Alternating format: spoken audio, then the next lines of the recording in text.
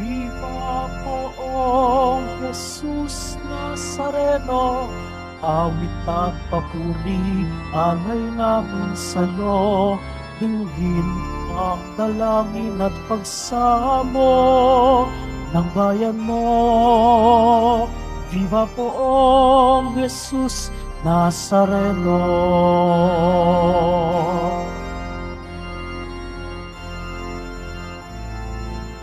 Tayo ngayon ay magtipon at sambahin ang poon. Magdiwang tayo sa ating debosyon, purihin ang Panginoon.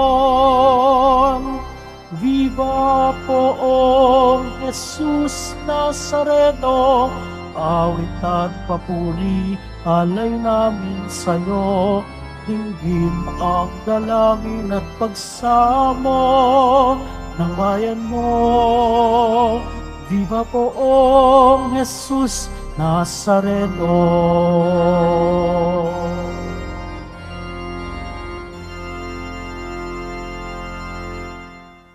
Sa ngalan ng Ama at ng Anak at ng Espiritu Santo. Amen. Sumainyo ang Panginoon. At sumaiyo rin. Mga kapatid kay Kristo at mga kadiboto, araw ng Biyernes, araw ng ating debosyon, araw ng mga deboto.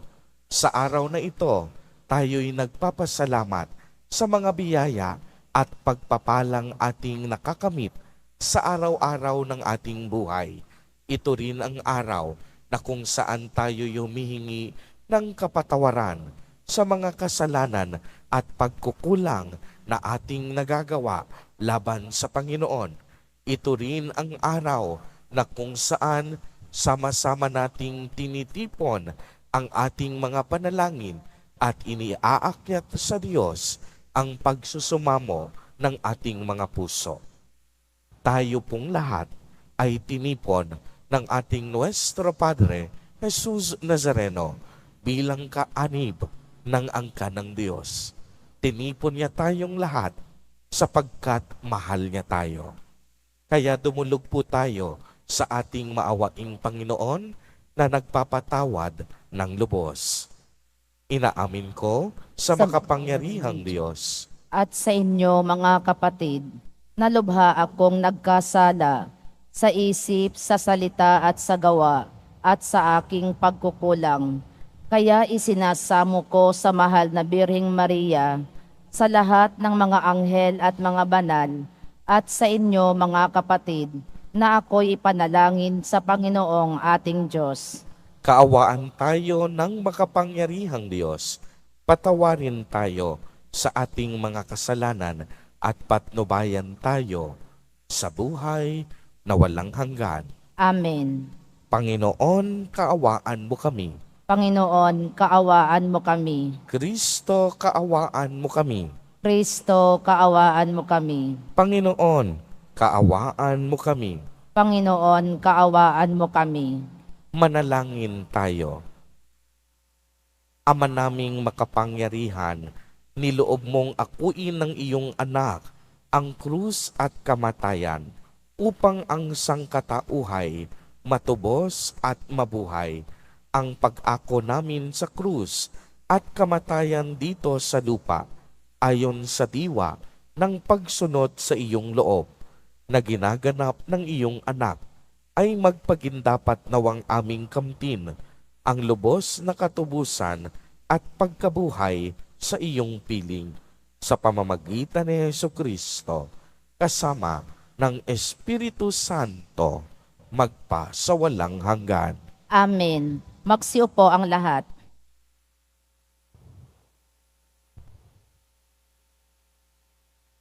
Pagbasa mula sa unang aklat ng mga hari. Noong mga araw na iyon, si Elias ay sumapit sa Horeb, na bundok ng Diyos. Pumasok siya sa isang yungib at doon nagpalipas ng gabi. Walang ano-ano'y nagsalita sa kanya ang Panginoon. Lumabas ka at tumayo sa ibabaw ng bundok sa harapan ko. Pagkasabi nito'y, dumaan ang Panginoon at umihip ang napakalakas na hangin. Sumabog ang bundok at nagkadurog-durog ang mga bato sa lakas ng hangin. Ngunit wala sa hangin ang Panginoon. Nang tumigil ang hangin ay lumindol. Ngunit wala sa lindol ang Panginoon. Pagkalipas ng lindol ay kumidlat. Ngunit wala rin sa kidlat ang Panginoon. Pagkalipas ng kidlat, narinig niya ang isang banayad na tinig. Lumabas si Elias, tinakpan ng balabal ang kanyang mukha at naghintay sa bunganga ng yungib. Narinig niya ang isang tinig na nagsabi, "Elias, bakit ka naririto?" Sumagot siya, "Dahil po sa aking malaking pagmamalasakit para sa inyo, Panginoon, Diyos ng mga hukbo.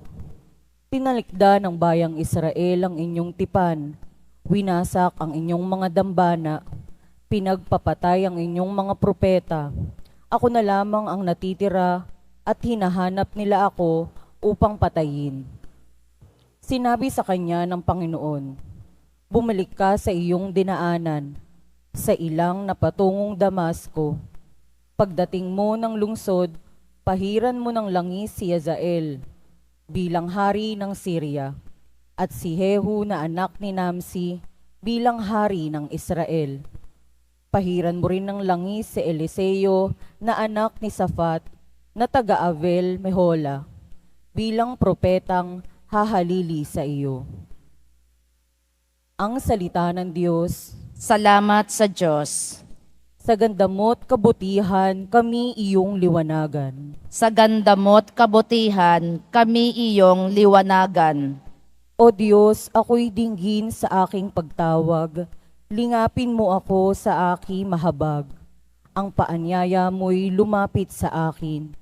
Huwag kang magkukublit, kita'y hahanapin. Sa ganda mo't kabutihan, kami iyong liwanagan. Huwag kang magagalit, huwag mong itatakwil. Ako'y katulong mo at iyong alipin. Tagapagligtas ko, huwag akong lisanin. Sa ganda mo't kabutihan, kami iyong liwanagan. Ako'y nananalig bago mamatay. Masaksihan ko ang iyong kabutihan na iigagawad mo sa mga hinirang. Sa Panginoong Diyos, tayo'y magtiwala. Aking patatatagin ang paniniwala. Tayo ay umasa sa kanyang kalinga. Sa ganda mo't kabutihan, kami iyong liwanagan. Magsitayo na po ang lahat.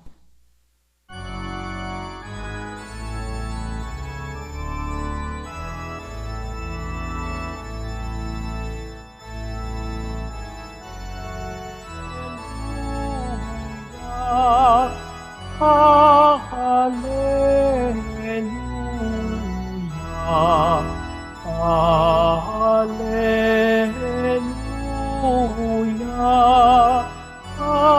hallelujah.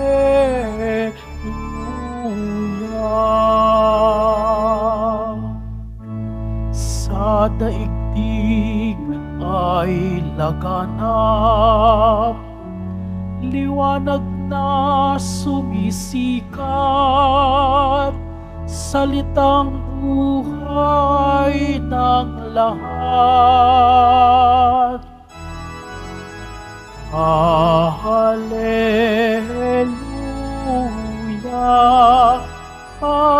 hallelujah,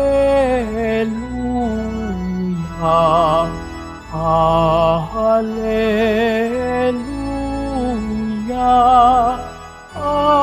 hallelujah.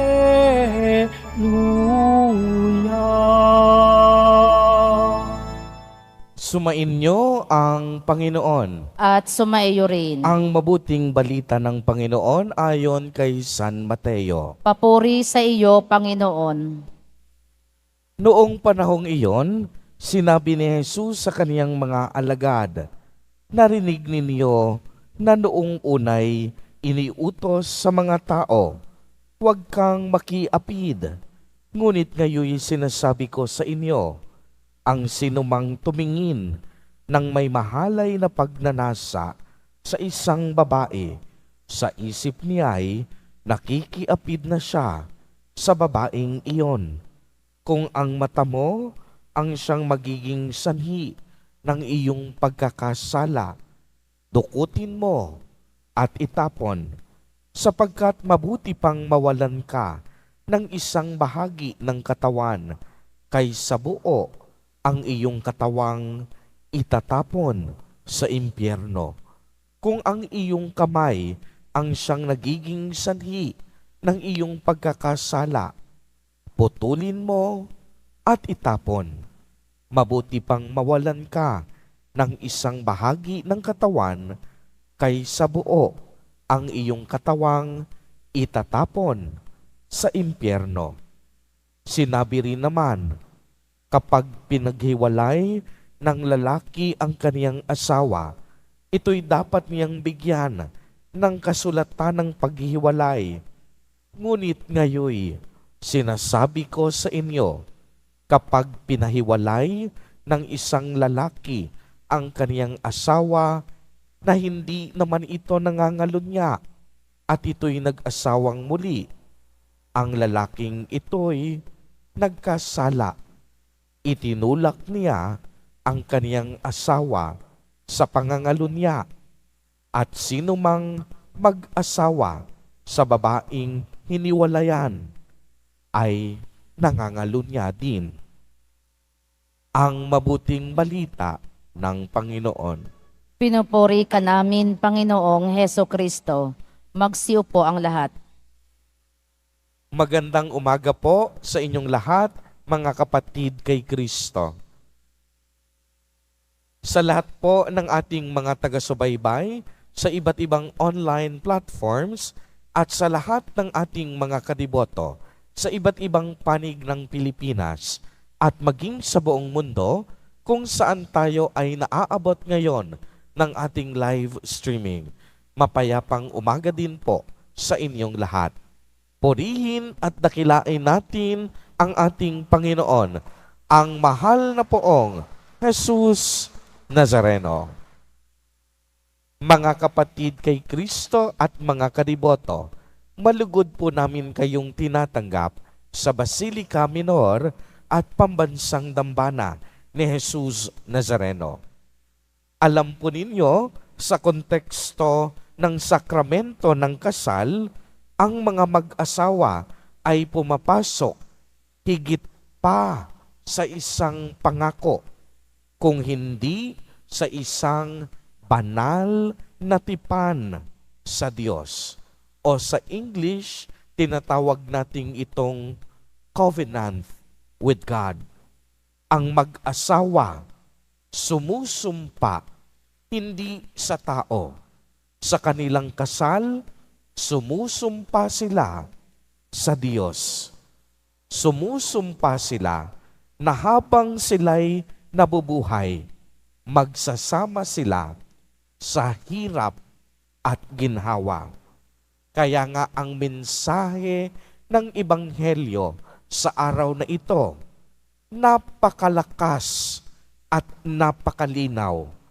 Ang pakikiapid at pagdidiborsyo ay itinuturing na kasalanan dahil ang paggawa nito ay pagpapahiwatay ng paglabag sa pangako sa pagitan ng mag-asawa at ng Diyos.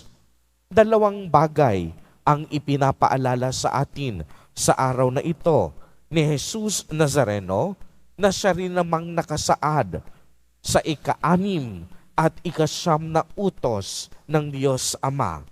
Ito ay ang tungkol sa pakikiapid at pagdidiborsyo. At ito ay malinaw pang pinagyaman at pinalalim ni Jesus Nazareno sa ating Ebanghelyo.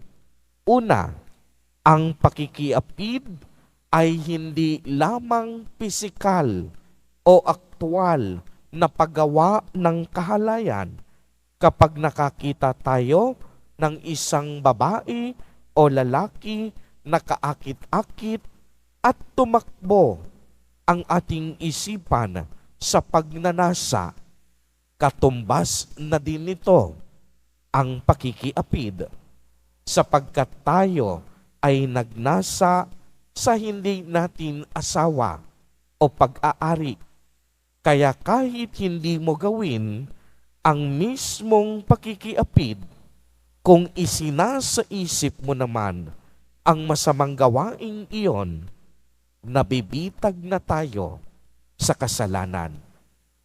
Ikalawa, kapag pinahiwalay ng isang lalaki ang kaniyang asawa na hindi naman ito nangangalunya at ito'y nag-asawang muli, ang lalaking ito'y nagkasala.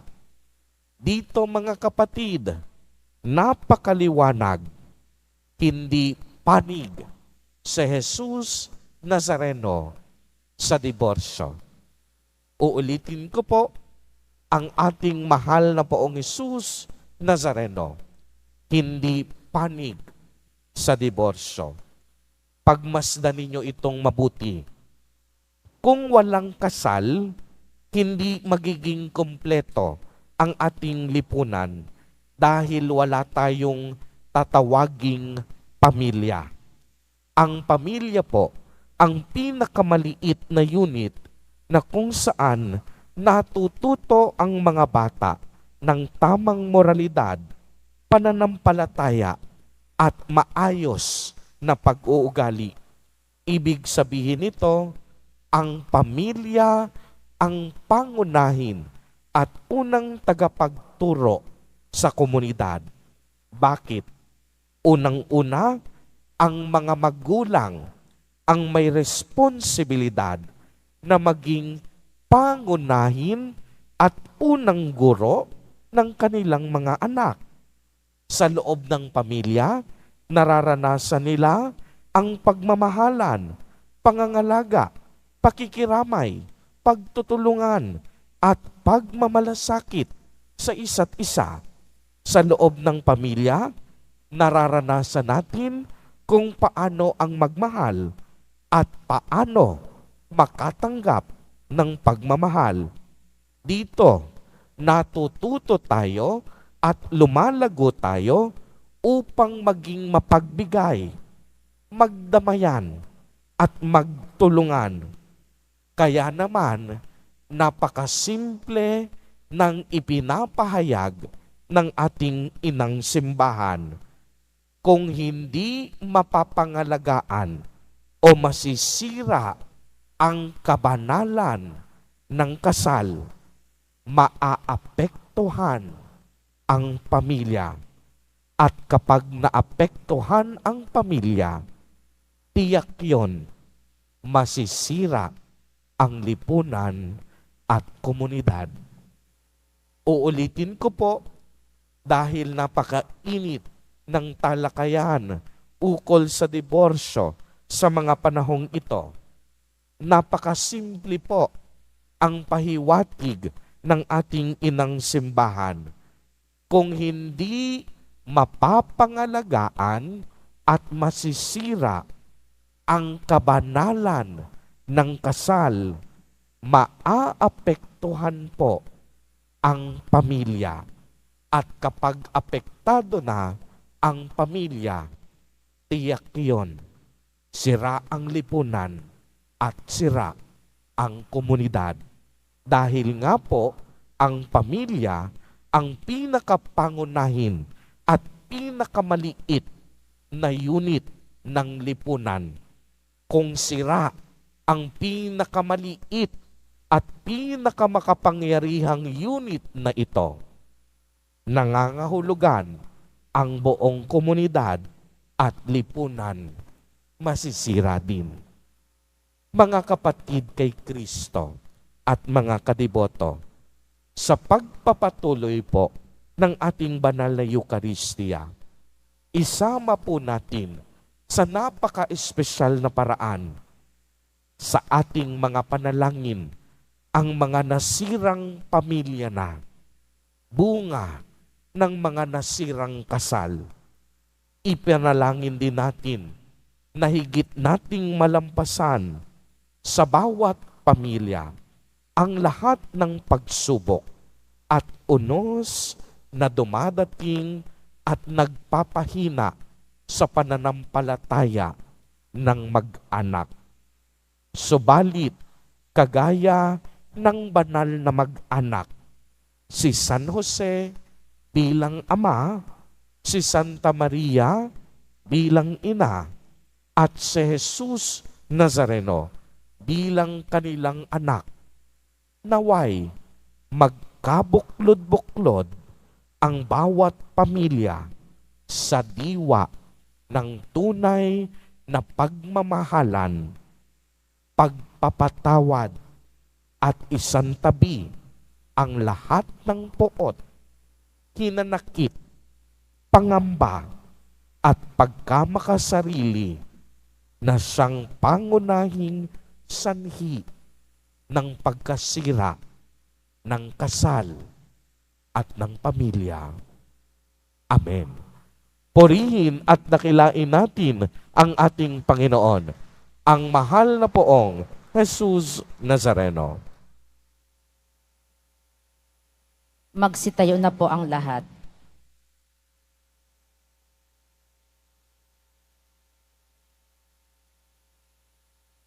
Mga minamahal kong kapatid, idulog po natin sa mahal na pong Jesus Nazareno ang ating mga kahilingan, taglay ang matibay na pananampalataya sa kaniyang pagkadiyos, ang tapat na pag-asa sa kaniyang kapangyarihan, at ang maningas na pag-ibig sa kaniyang puso. Sa bawat panalangin ang ating itutugon, Mahal na poong Jesus Nazareno, kaawaan mo kami. Mahal na poong Jesus Nazareno, kaawaan mo kami. Upang ang Eukaristiya na ating tinatanggap sa komunyon at inihahandog sa misa bilang alaala ng mga hirap ng mananakop ay magdulot sa atin ng wagas na pagmamahal sa Diyos at sa kapwa. Manalangin tayo. Mahal na poong Jesus Nazareno, kaawaan mo kami. Upang ang panalangin ni Jesus Nazareno sa halamanan ng Getsemani, na dito'y pinawisan siya ng dugo, ay magasik sa atin ng pagkahilig sa panalangin na siyang mabisang lunas sa lahat ng karamdaman ng tao. Manalangin tayo.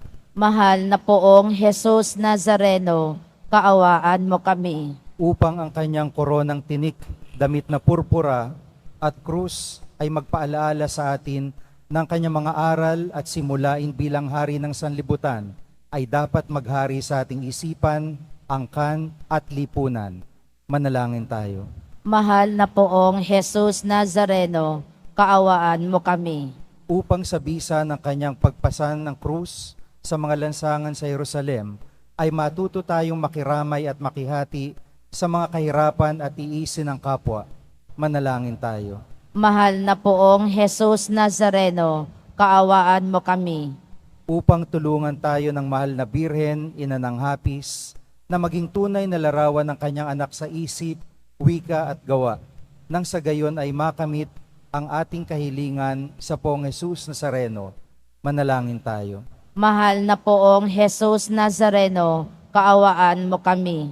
Isama din po natin sa ating mga panalangin sa mga sandaling ito ang mga kapatid at kadiboto natin na nagdiriwang ng kanilang mga kaarawan, ang mga mag-asawa na nagdiriwang ng anibersaryo ng kanilang mga kasal, ang mga pamilyang nagugutom, walang makain at naghiikaho sa buhay, naway basbasan at pagpalain silang lagi ni Jesus Nazareno.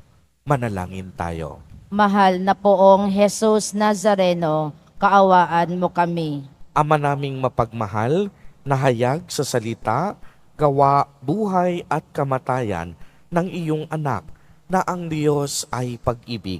Maipahayag din nawa namin ang katotohanan ito sa pamamagitan ni Jesus Nazareno, Panginoon namin, magpasawalang hanggan. Amen.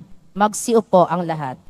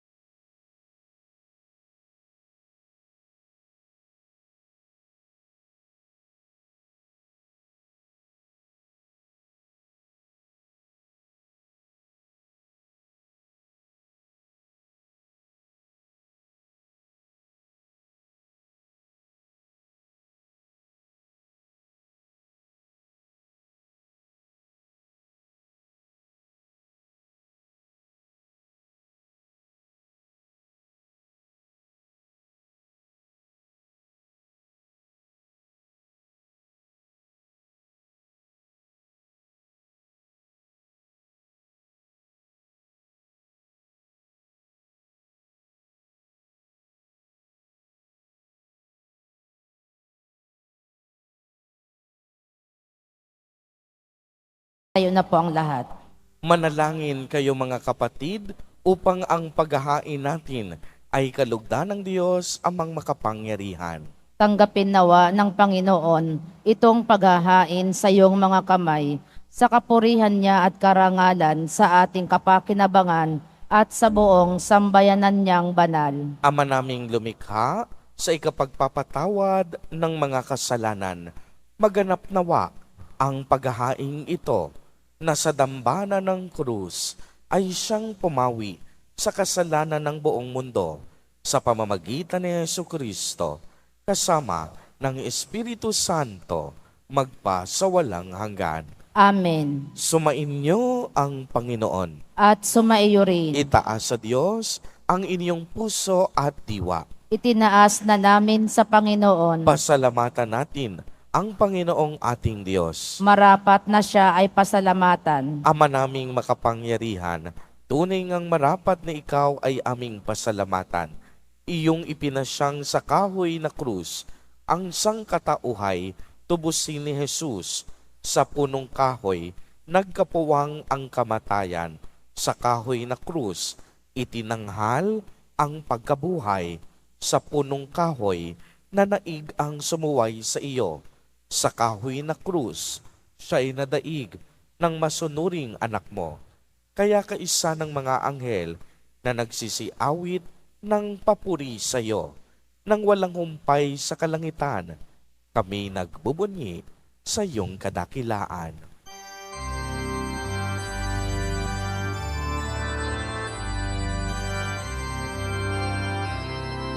Santo, Santo, Santo, Panginoong Diyos, makahukbo, napupuno ang langit at lupa, nakadahilaan mo, masana sa kaitaasan, pinagpalaang naparirito sa ngala ng Panginoon. Hosana sa kaitaasan.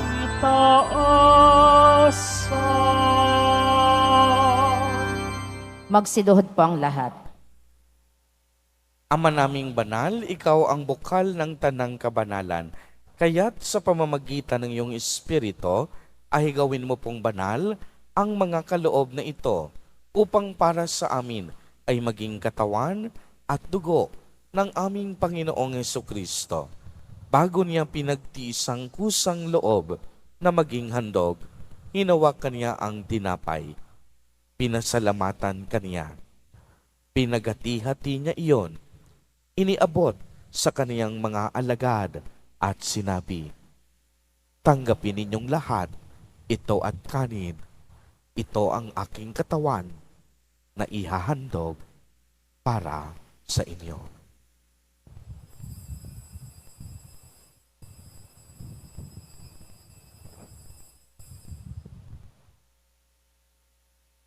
Gayon din naman noong matapos ang hapunan, hinawakan niya ang kalis. Muli kanyang pinasalamatan. Iniabot niya ang kalis sa kaniyang mga alagad at sinabi, "Tanggapin ninyong lahat ito at inumin. Ito ang kalis ng aking dugo, ng bago at walang hanggang tipan. Ang aking dugo na ibubuhos para sa inyo at para sa lahat sa ikapagpapatawad ng mga kasalanan. Gawin ninyo ito sa pag-alaala sa akin."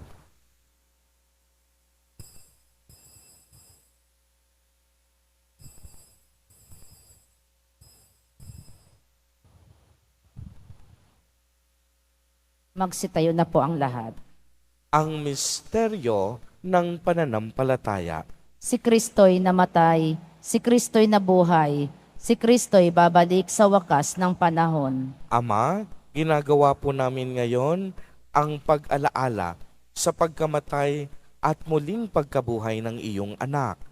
Kaya't iniaalay namin sa iyo ang tinapay na nagbibigay buhay at ang kalis na nagkakaloob ng kaligtasan. Kami po'y nagpapasalamat dahil kami iyong minarapat na tumayo sa harap mo para maglingkod sa iyo. Isinasamo namin na kaming magsasalo-salo sa katawan at dugo ni Kristo ay mabuklod sa pagkakaisa sa pamamagitan ng Espiritu Santo. Ama, lingapin mo po ang iyong simbahang laganap sa buong daigdig. Puspusin mo kami sa pag-ibig kay isa ni Francisco na aming Santo Papa at ni Jose na aming Obispo at ng Tanang Kaparian. Alalahanin mo rin ang mga kapatid naming nahimlay nang may pag-asang sila'y muling mabubuhay. Gayon din ang lahat ng mga pumanaw. Kaawaan mo po sila at patuloyin sa iyong kaliwanagan. Kaawaan mo at pagindapatin kaming lahat na makasalo sa iyong buhay na walang wakas, kaisa ng mahal na Birheng Maria na ina ng Diyos, ng kabiyak ng puso niyang si San Jose, kaisa ng mga apostol ni San Juan Bautista, San Lorenzo Ruiz de Manila, at San Pedro Calungsod, at ng lahat ng mga banal na namuhay dito sa daigdig ng kalugod-lugod sa iyo. Maipagdiwang nawa namin ang pagpupuri sa ikararangal mo sa pamamagitan ng iyong anak na aming Panginoong Hesukristo. Sa pamamagitan ni Kristo, kasama niya at sa Kanya, ang lahat ng parangal at papuri ay sa iyo, Diyos amang makapangyarihan, kasama ng Espiritu Santo, magpasawalang hanggan.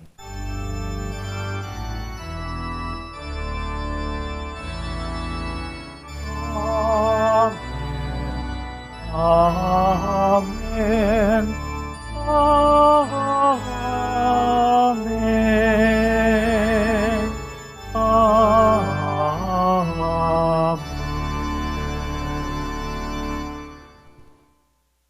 Sa tagubilin ng mga nakagagaling na utos at turo ni Jesus na Panginoon natin na Diyos, ipahayag po natin ng lakas loob.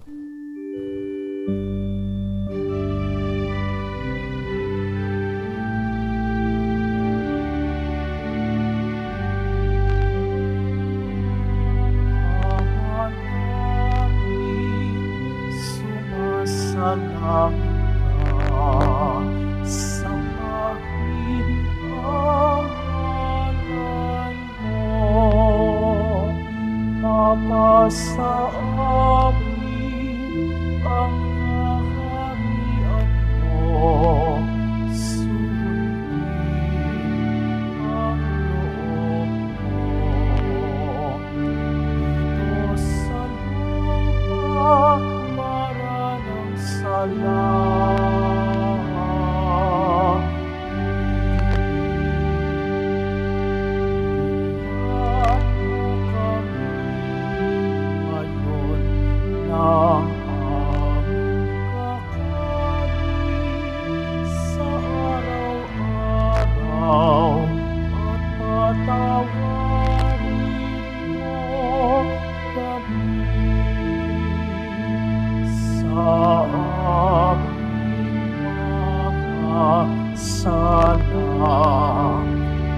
para ng pagpapatawad namin sa nagkakasala sa amin at huwag mo kami pagdulot sa tukso at iadya mo kami sa lahat ng masama.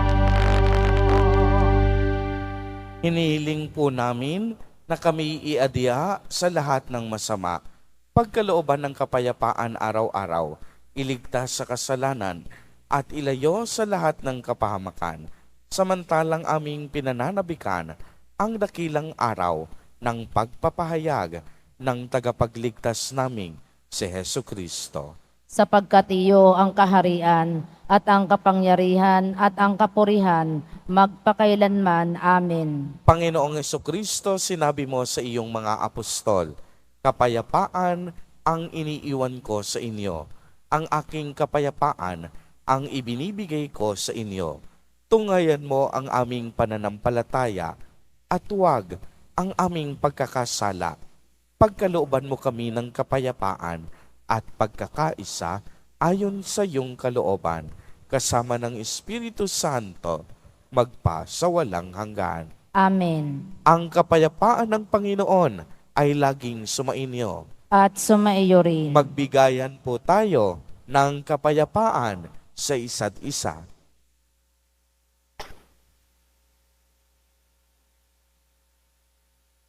Kordero ng Diyos na nag-aalis ng mga kasalanan ng sanlibutan, maawa ka sa amin.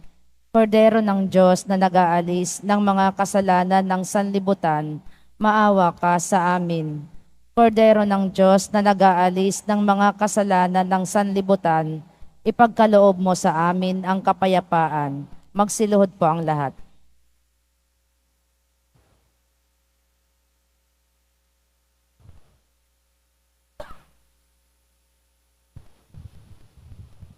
Ito ang kordero ng Diyos. Ito ang nag-aalis ng mga kasalanan ng sanlibutan. Mapalad ang mga inaanyayahan sa kaniyang piging. Panginoon, hindi ako karapat-dapat na magpatuloy sa iyo, ngunit sa isang salita mo lamang ay gagaling na ako.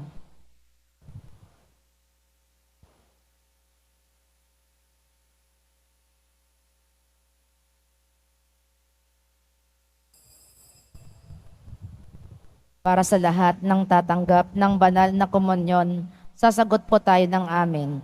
Pagkasabi ng pare o ng lay minister ng katawan ni Kristo at isubo agad sa bibig bago umalis sa harapan ng pare o lay minister. Sumunod po tayo.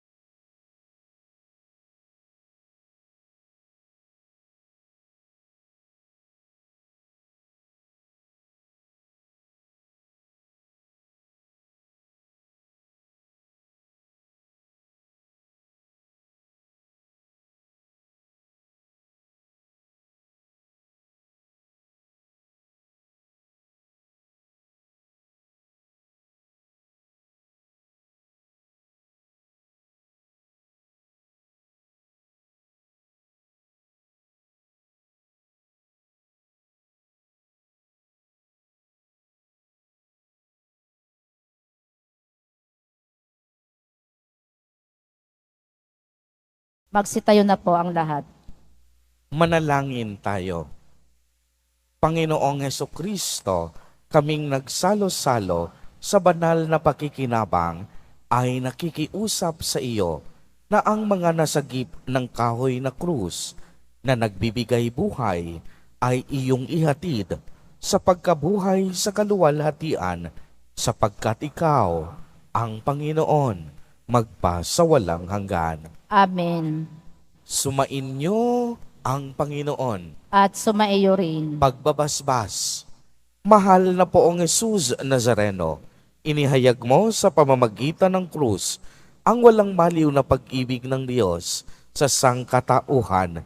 Pakinggan mo ang kahilingan ng iyong angkan na nagsusumamo sa iyo.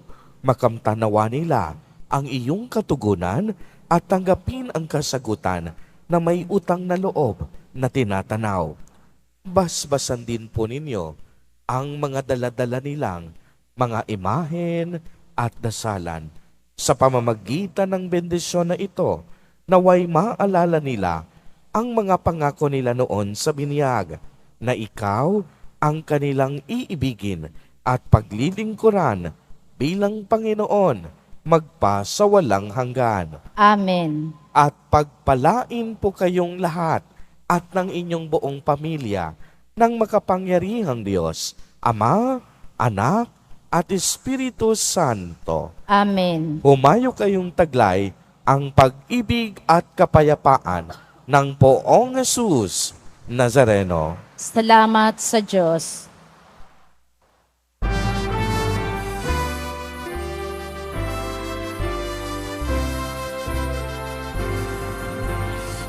Padre Jesus Nazareno, sinasamba ka namin. Iniinumo ka namin, aral ng aming buhay at kaligtasan. Nuestro Padre Jesus Nazareno, iligtas mo kami sa kasalanan. Ang Diyos mo pinamatayan ay sagisag ng aming kaligtasan.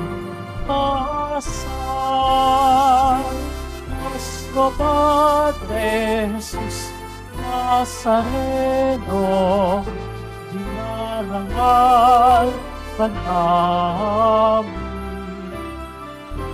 Nuestro Padre Jesus Nazareno, diniwalhati ka namin. Nuestro Padre Jesus Nazareno, dinarangal ka namin. Nuestro Padre Jesus Nazareno, diniwalhati ka namin.